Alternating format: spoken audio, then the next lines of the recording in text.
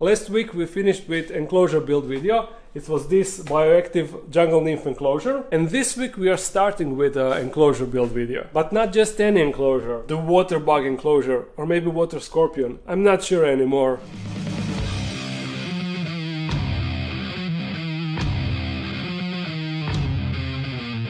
Two unique enclosure build videos back to back, I think that's exciting. The reason why I said water bug or water scorpion, I don't know. I saw a bunch of comments from people saying that that's actually a different species. It is not the water bug, but the water scorpion. I briefly googled about it and it seems like you guys are right. Of course, I'm not entirely sure, but I am open for suggestions. Honestly, I have no idea. Until I have a clear confirmation, let's call it a water bug / scorpion, whatever. Or just water creeper. Easier. Now, building this video will be a bit different because obviously it is practically an aquarium. It will have a piece of land, but that will just be more like a cover-up. You will see what I actually mean. Since there is a water inside, that water, if you don't do anything with it, it will go bad with time. Especially when you have a living organism inside that is producing waste and all that stuff. There will be development of, I believe it's called ammonia or nitrates. I don't really know exactly that aquarium stuff.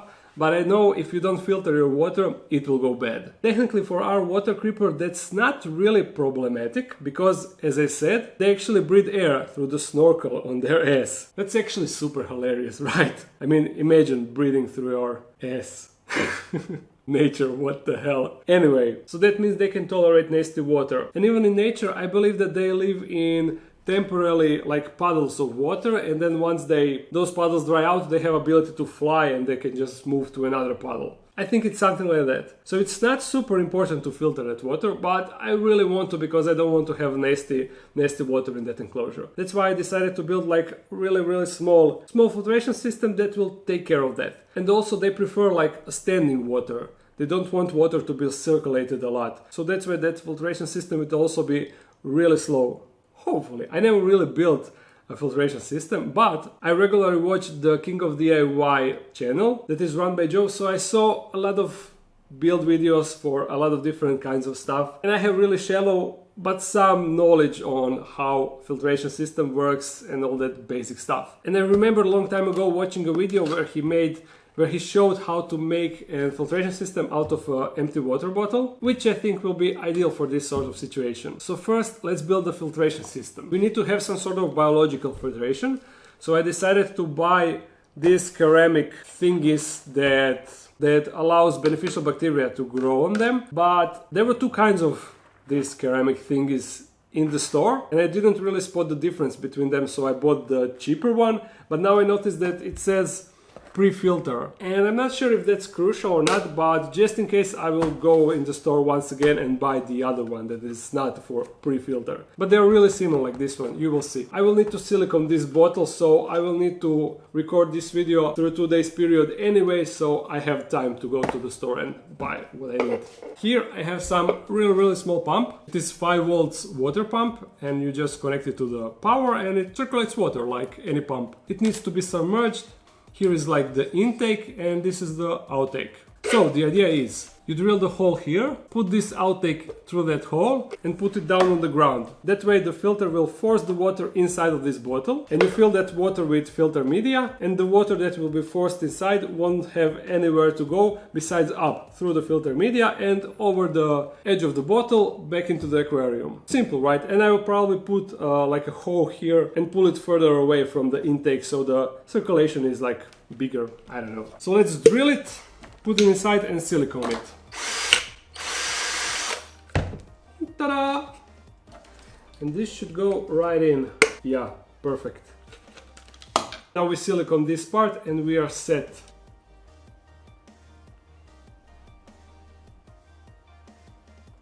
That should be all right. Just screw the bottle back on. There, the amazing filter. I will also need to cut this sponge and put the filter inside of that sponge, so filter will also suck water through the sponge. That will also be our filtration. Yes, but that we will continue after the time jump. The filter is ready. You see in all its glory. I actually put the pump inside of this sponge. You see two purposes. First, as I said, the water will flow through sponge and the sponge will filter it. Secondly, the pump won't vibrate on the glass. That's what's most annoying about the frog vivarium. There is also a pump down there and it is leaning on the glass and it's always like vibrating and making a lot of noise. This would be much better. I got a different type of media, the filtering media. So you see it's just this stuff. So we fill this bottle with that.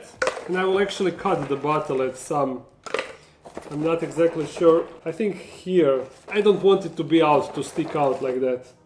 We don't need much filtering media anyway, not for this setup at least.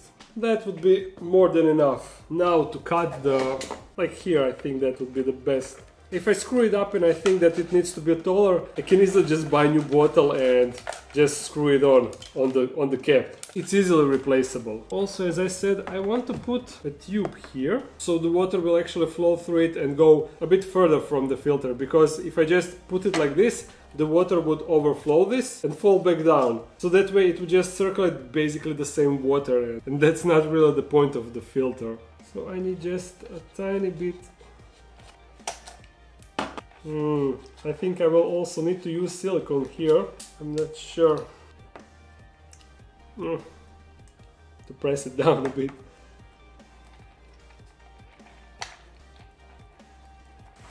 This is sitting in the corner. No. Did I actually did it wrong. Damn. It looks like I will definitely need to buy another bottle and improve this. Okay, for now we won't be bothering with this. We will just put it like that, and I will buy another water bottle and make a proper hole and silicone this inside and on the right direction. Now for this video we will skip that. I don't want this to last too long. We have enclosure to build. Here is the water creeper. You see him down there. I already fed it 3 times and it ate without a problem, so I think we will end this video with a feeding attempt that should probably work. Even when I got it and I put it in that temporarily plastic enclosure, when I stopped recording, I tried to feed it and it ate. So I guess it doesn't get too much stressed from moving and that stuff. Let's see if I can take this rock together with it. It actually swim away. Let's grab him. Yep. Okay, now you sit here and relax while we build your new enclosure. First we need to drain this, and I'm not sure if you know how to drain aquariums, so I will show you. You need one hoe and you need one water enclosure. You put one end into your aquarium and you place this. How can I place it? I have a bit of logistic trouble. Okay, I will just hold it. You need to place this lower than the water level and you just suck it up and voila, it is going. On Croatian we call this zakon spojenih posuda. On English that would be like law of connected bucket.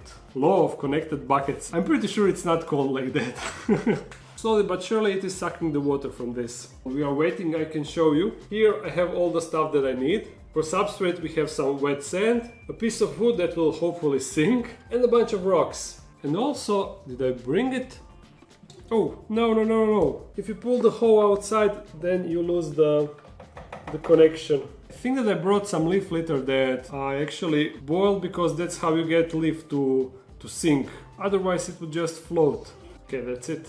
Let me check if I have the leaves. No, I left them at home. So we will also add leaves later, and also a friend of mine will give me some plants, floating plants, so I will also put that inside. That will be for next update video. Let's add the sand. Actually, first we should put the filter on its place. It will go like, see, in that corner. Now a bit of sand. I tried washing it, but it didn't really help with polluting the water. I mean, not polluting, but the water is not pretty when you add sand. It takes some time for sand to like sink down and finds its place. There's that. Now the rocks. I want to use rocks to actually block the filter from sight. You see, one rock there, one rock here. No. Then one piece here. This is not going as I planned.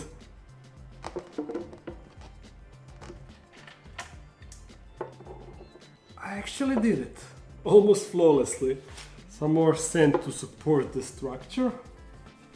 Whew, this enclosure will be heavy. And the wood that hopefully won't float, like the final support. These are all the rocks that I have, so I don't have really that much options, but I have a feeling that I will be redoing this enclosure really soon. So for now, I think it's okay. We will see how it will actually work. We need to add water now.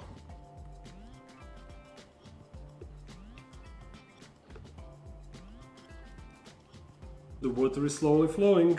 The reason why I don't just dump the water inside, I want the water to be as clear as possible now, and that really wouldn't be the case if I would just dump everything inside and create a whole mess with sand inside. It will still be super cloudy, but not as much as it could be. There, that will be enough for now. Now you see, it's not super clear, but that won't bother the water creeper, so let's go ahead and add it. The only thing that I'm afraid of, we won't be able to do a feeding video now. I mean, we won't be able to get a feeding clip because you wouldn't be able to see it, even if it's successful. Go little buddy. Ooh. Oh, there he is in his new enclosure, and it is reaching outside. It is funny how that snorkel actually can separate. I didn't really know that they can do that. Hello. Since he is there, maybe we will be able to feed it. Let's try it out. I'll get one worm. I already gave him mealworms and I already gave him lateralis roaches, and he took both of them without a problem. Oh?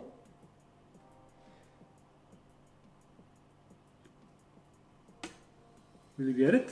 The worm is not moving. Come on, mealworm, move a bit. I noticed that they stop moving when you put them in the water. I will try to poke it to get it to move.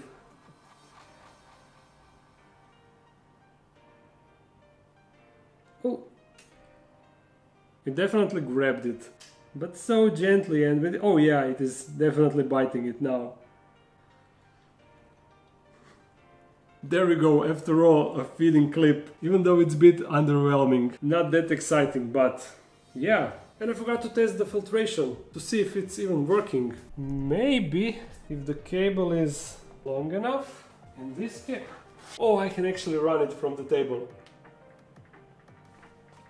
For a second I thought it's not working. Water is slowly rising. You see, I intentionally put the pump on the lowest setting, but I didn't really know that it is so low. It's actually better for the bug because it will aggravate the water less, and that's what he prefers. Yeah, that's it. The filtration is working. So I will just leave it like that until I get the proper cable that can be run on top and all the way down here to here where his enclosure will be. And actually I think I can just put it there. Yeah, definitely. Let's do that. It is super heavy.